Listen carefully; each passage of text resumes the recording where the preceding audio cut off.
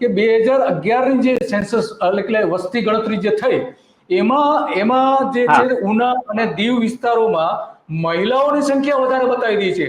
તો એ સમયે જો આટલું પ્રમાણ હોય તો હવે આપણે છેલ્લા 10 વર્ષથી તો વસ્તી ગણતરી થઈ નથી, તો આ બાકીના 15 વર્ષમાં પણ કેટલી બધી મહિલાઓ, કારણ કે 100 પુરુષોએ 120 મહિલાઓ બતાવે છે, 100 પુરુષોએ 120 મહિલા, તો એનો મતલબ એ થયો કે ત્યાં દારૂના કારણે કેટલા બધા મોત થઈ રહ્યા છે. હા, તમે આગળ કઈ વાત કરતા. એટલે દારૂના કારણે મોત થયા પછી એ મહિલા અને એના બાળકોની જિંદગી જોયા જેવી છે. ખરેખર આપણને દયા આવે કે ખરેખર સરકારે આ લોકો માટે કામ કરવું જોઈએ. સરકારની નાકામી, સ્થાનિક તંત્રની નાકામી, જિલ્લા વહીવટ તંત્રની નાકામીના કારણે કોઈ દારૂના વ્યસને ચડે છે, રવાડે ચડે છે અને મૃત્યુ થાય છે. એમાં એનો પરિવારનો શું વાંક છે?